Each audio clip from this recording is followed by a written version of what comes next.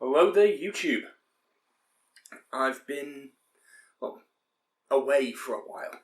I've not been posting for the last couple of months, and for a good couple of months before that, I've been posting only videos from TikTok, where I'm posting there because it was quick and easy. Yeah, that was not a great position for me to be in. I made all these new templates, one of which you're seeing now, in fact. And I thought they were pretty cool. I really enjoyed setting them up.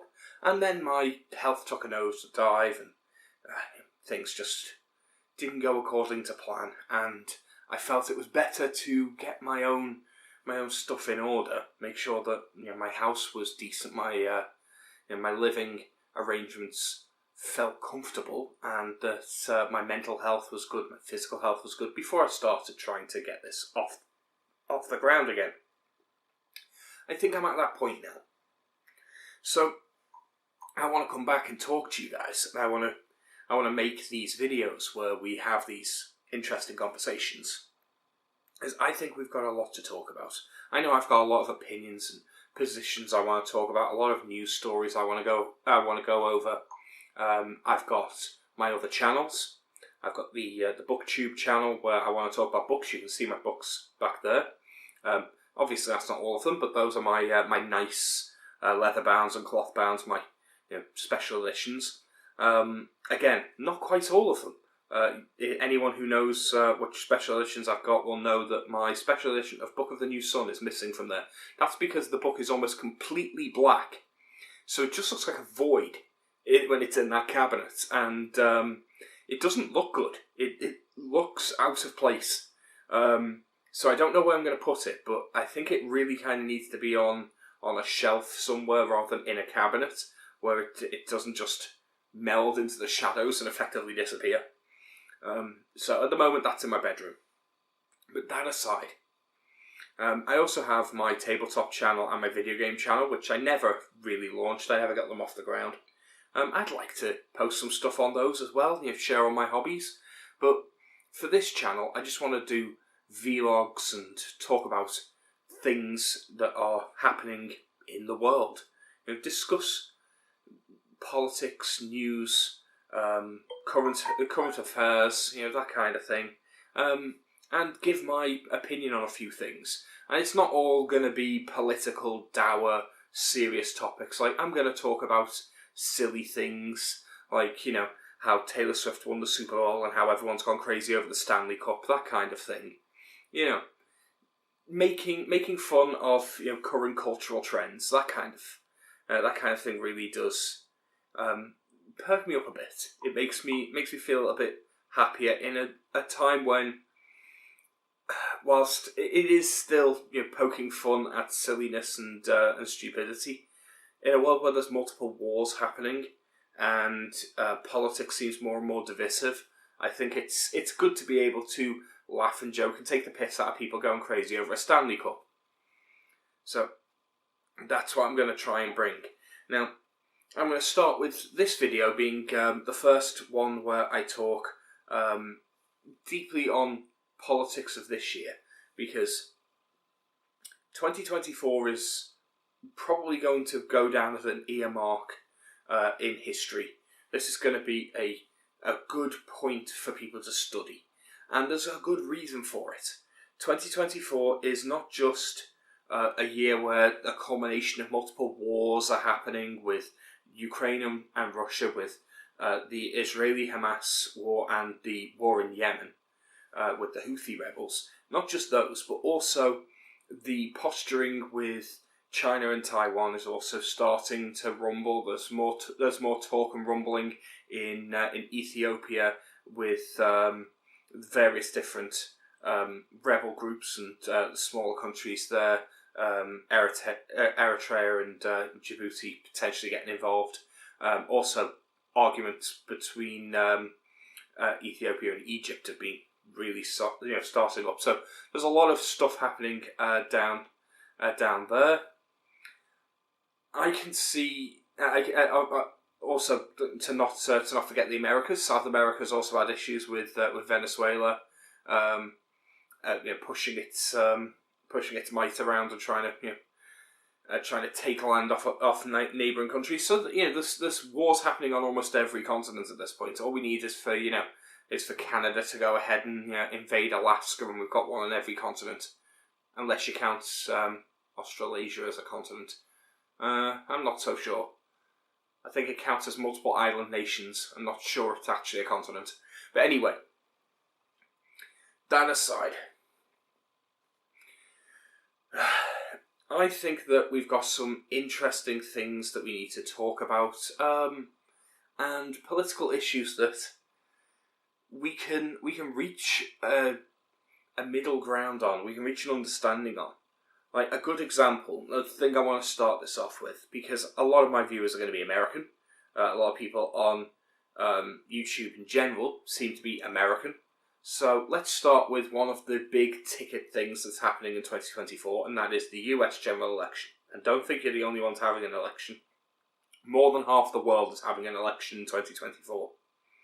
So this is the election year for most of the world. But the US election does matter because the United States is the current big superpower. And I find it fascinating. And I wanted to put out my perspective so that Americans and non-Americans alike can see how it looks for someone... That was the cat chewing away at her foot. So that Americans and non-Americans alike can see how this election looks from the outside. So, regardless of which party you support at this point, I think it's pretty obvious that there's only one choice even worth considering out of Joe Biden and Donald Trump, and it's the one who can string a sentence together. So, if you pay any real attention to US politics, you'll see that the cognitive ability of Joe Biden has gone off a cliff. He cannot form sentences anymore. He cannot think. He cannot act. He doesn't remember anything. Now, I stumble over my words occasionally. I'm talking to the camera right now, and I may want to rephrase something. I may want to say something in a way that changes the tone. And I'll say something and then I'll repeat it so that I've got multiple takes, and then I can edit later down the line. If I left this completely unedited with every and ah and the occasional stumbling over a word, I would sound a little less professional, a little less together. So I don't give this vitriol towards politicians just because they mispronounce a word, or they stumble over an idea, or they take an extra few seconds to think of an answer. I think that people are far too quick to claim that they have mental decline because they mistake one thing for another. It's very easy to do something really stupid. Like, for example, going through a conversation where you've said, where you've said Syria repeatedly, when actually you meant to say Iran. That would be an easy mistake to make. Now, that doesn't mean that's a mistake you should make, especially if geopolitics is your job. But it'd be very easy if you were thinking about the Middle East, and you're thinking about Syria, and you're thinking about Iran, and then you keep saying Syria. And I meant to say Iran the entire time. It's just like I got it in my head, and I made a mistake. Joe Biden mistaking Egypt for Mexico is a bit more extreme. It's a bit more left at the traffic lights to get there, really. But you can still see how he could just have mixed something up, and I'm prepared to give the benefit of the doubt more often than I think most people are. At the same point, he doesn't seem to know what's going on. And when you hear Donald Trump giving his speeches, he does. He makes the occasional fuck up. He'll screw up a name, or he'll get two places mixed up, like most people do. But you can't really compare the two, can you? The recent speech that Donald Trump gave at the Black Conservatives Association, I think it was called, something like that. That was a really good speech. I listened to the whole speech. I saw it on YouTube, and I thought that was a really eloquent, really well put together speech. And you compare it to anything that Joe Biden has put out recently, it's just terrible. So if I was an American, Donald Trump, without a question, would be the one of the two that I'd pick. That doesn't mean I like Donald Trump. I don't like his policies. I'm not a fan of Republican isolationism. I don't like their hyper-capitalist fixation. I mean, I have, and still remain, I've always been and still remain, a socialist at heart. But the problem with that is that people don't know what socialism means. When I say I'm a socialist, I mean that I want state powers to control infrastructure. I want them to be in control of things like the energy grid, public transit, public housing. I want a robust national healthcare system. This is socialism. And people mistake socialism for that one line, that one statement that the means of production, blah, blah, blah, blah, blah. If anyone ever says the words the means of production and then carries on, they're just quoting the one and only line that they know Karl Marx uttered once. That's got nothing to do with socialism as a broad belief system. Socialism can be applied to other things. Yeah, if it's applied to a business, if it's applied to a factory. There we go, I stumbled over the word business for no apparent reason. If it's applied to a factory, if it's applied to manufacture of any good, then yes, the people owning the means of production is effectively profit sharing and makes that a socialist endeavour. But that's not socialism, that's just profit sharing cooperative businesses. You can have a cooperative business in a hyper-capitalist state, and it can be completely separated from any other political system. We have cooperatives in Britain, and we do not need to be a communist nation to do that. I'm sure there's cooperatives in the United States. But state-run cooperative elements, because the state is a representation of the people, so if the state owns something and it's paid for by taxes, it's owned by the people, it's owned by the citizenry. So that is socialism. So if the state owns the hospitals, the prisons, the power plants, the trains, that's socialist. And it's especially socialist when it's run according to popular ideas, according to popular policy, and designed so that the people all get to use it, ideally for free or for a highly reduced, for a greatly reduced amount. That's a lot of the policies I believe we should be enacting, because I think that the profit motive doesn't fit in a lot of these situations, healthcare especially. Healthcare, if you have the profit motive in that case, you end up with a problem where the only way that they make money is by keeping people sick.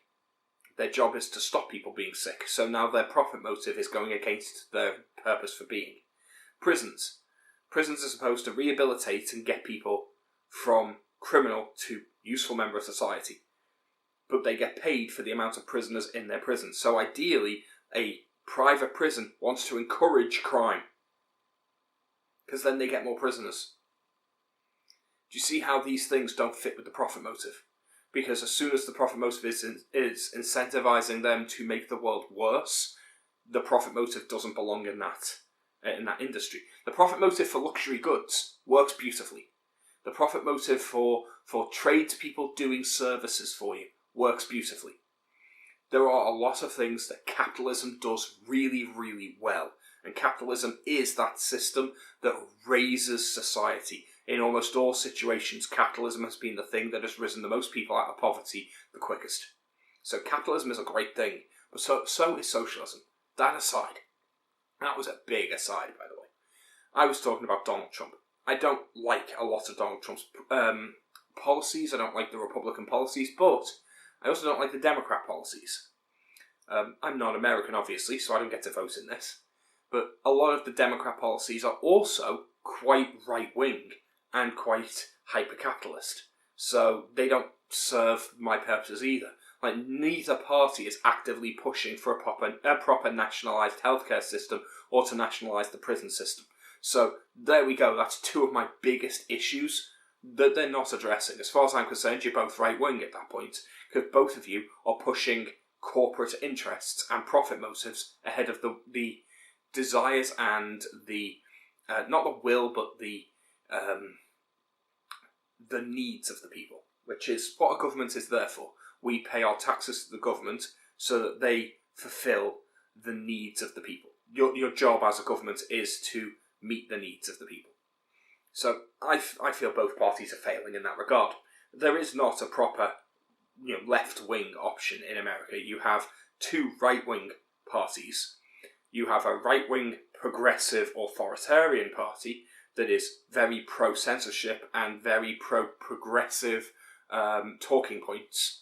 I refuse to call them liberal because it's not actually liberal. They don't believe in liberal government, which is putting many government branches to cover many different needs of the people into effect. That's liberal government.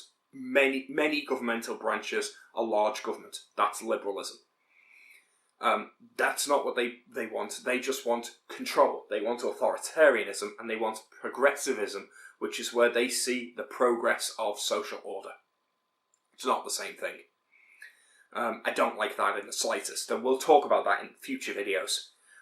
Whereas the Republicans, they are very laissez-faire. They're very libertarian in a lot of ways, with their ideas on gun laws and things like that. It's all free rights. It's all you do you kind of thing.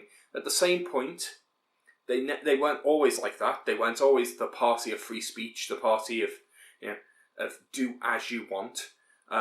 They were very hardline on a lot of things. They were very Puritan at times. They were very much against drug use, and they pushed the war on drugs as this huge thing. So they're not libertarian in that right. I should have the right to kill my body however I choose. If I want to kill it with bacon sandwiches, that's my choice. If I want to kill it with cocaine, that should also be my choice. But that's not their stance. I will point out, while I describe myself as a socialist, I also describe myself as a libertarian. Not a fiscal libertarian, but a social libertarian. I believe I should have the right to use heroin if I want, and that no government should have any right to tell me otherwise. I believe that I should have the right to eat whatever I want, regardless of your religious rulings or someone else's morality. If I want to have a bacon sandwich, the vegan and the Muslim should not have the right to tell me no because they don't agree with eating pig. Right? That's my choice. If you want to argue the moral imperative as to why I shouldn't be eating it, then you make that argument, and if you convince me, I'll stop.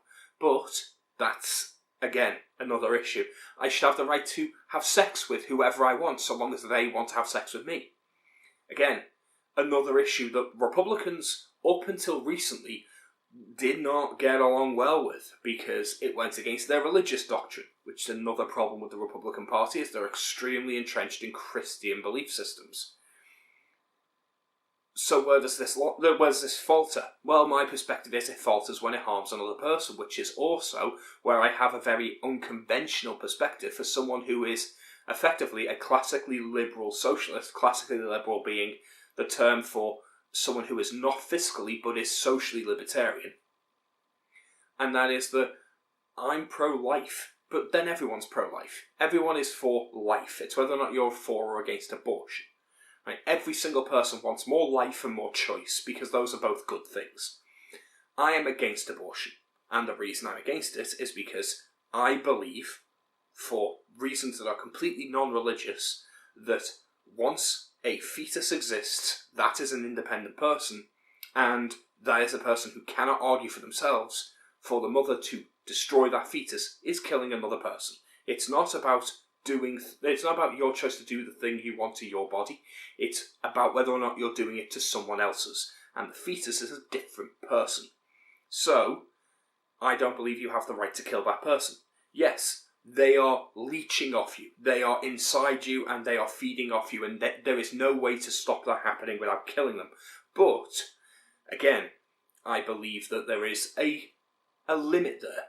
Yes, the unborn child does not have a right to be inside your body and leech off your health and well-being, but their right to do that supersedes your right to kill them, because not letting them do that would necessitate killing them, and you're the person who put them in that position in the first place by having sex.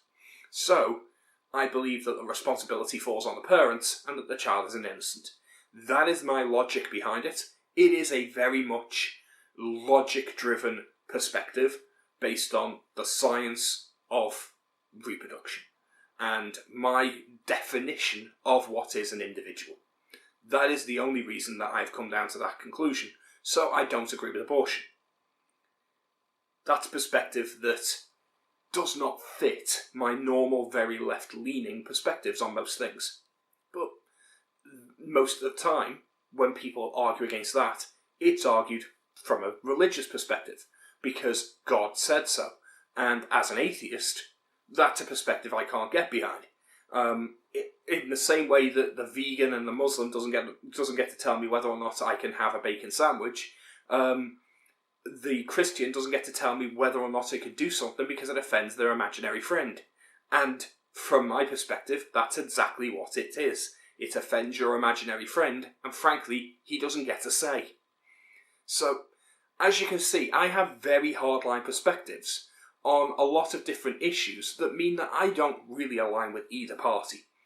But if I was an American, obviously Donald Trump would be the only person I'd be even considering voting for, because your choice is the septuagenarian who is a bit of a bumbling narcissist and doesn't seem to know a great deal about certain things, but at the very least can be well spoken and seems to have a few policy ideas, or the octogenarian who is an outright delusional fool at this point. He is a demented, mentally ill pensioner who belongs in a nursing home. Whatever you think of Joe Biden's policies from 10 years ago, right? Whatever you thought of him as the vice president, or whatever you thought of him when he was, acting throughout his long career as a politician, even if you like all of his policies, he does not have policies now. What he has now is tapioca pudding running down his chest because he missed his mouth. That's the kind of situation we're in at the moment. He needs to be under permanent supervision by a responsible adult because he's a danger to himself. That man should never have the nuclear button. I mean, he's got it right now. That should scare people. But I said I wanted to give some perspective for Americans and non-Americans from the outside perspective. So voting for Trump is clearly the best option for Americans, but it's a bad option for non-Americans. For a European, voting for Trump is a bad thing. I wouldn't ever endorse voting for a demented puppet government, which is what Biden would be. He wouldn't be in charge. He would just be the old man who sits there and goes, "I'm 83, you know," while someone else does all the work in the background. That's what would happen. But the people in the background there have policies that benefit Europe. The most obvious of that is backing Ukraine. The Republican Party is getting more and more frustrated backing Ukraine, and there's good reason for that as well.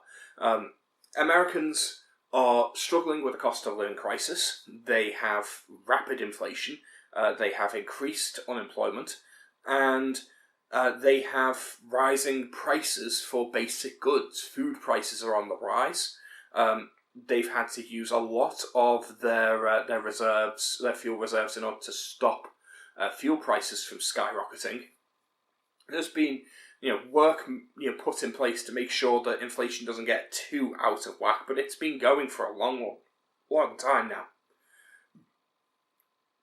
And whilst America has recovered much more than other countries, like hell, my country is in a much worse state following Brexit and COVID than the United States has been for a good long while now. We're going down a bloody toilet.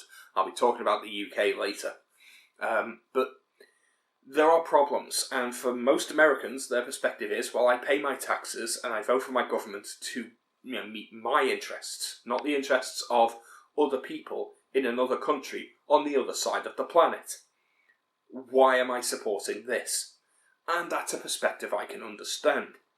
I do have answers for this, and I'll go into more detail in other videos, describe exactly what's going on. But from a European perspective, well, we need to keep Russia in check, and there are many people dying in Ukraine because of a vile dictator who decided to try a land grab, and we need to stop that, because the last time that happened, we ended up with the Third Reich. I think we know why we need to stop this, right? But, that aside, what we have is a madman with nukes. And the might of the Red Army, which admittedly we thought was much mightier than it was. It turns out to be a complete paper tiger. It's about as capable as a bunch of toddlers with AKs. The thing is, you give enough toddlers enough AKs, eventually they will shoot people. So, they are still dangerous. Now, the reason that we need to sort this out is simply that Putin's not going to stop. Russia's not going to stop with Ukraine. He's going to keep pushing, and as soon as we give in and allow Ukraine to be left out to dry, we're going to find that Russia's going to push, and it's going to try to influence other nations. The Baltic states and the Balkans are both going to be in his crosshairs. As soon as he's close enough to try to take Moldova, Moldova's going to be next on the chopping block. Estonia, Latvia, Lithuania, they're all going to be facing off against Russian incursions and Russian influence to try to destabilise them. And remember, this is a country that believes that if you have Russian speakers in the country, then that means that Russia gets to decide how your policies go, because they're protecting Russian speakers. Speaking the Russian language doesn't make you Russian. I speak a little Russian. That doesn't make me Russian. I was learning Russian a few years back. Right? I don't know much of it. I'm not going to try and speak it on camera because I'm shit at it. But I speak a little Russian. I do not consider myself Russian in the slightest. I wanted to learn Russian so that I could read Russian literature in the original Russian. That's the reason that I wanted to do that.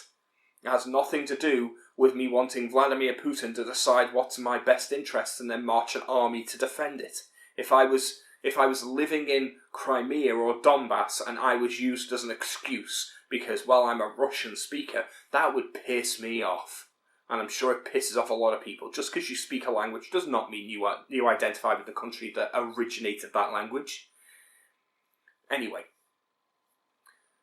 At the moment, if Trump is elected, he's almost certainly going to, with the aid of the Republican Party, pull back a lot of funding for Ukraine. This is going to be a bad thing. This means that the Ukraine war is going to drag out longer.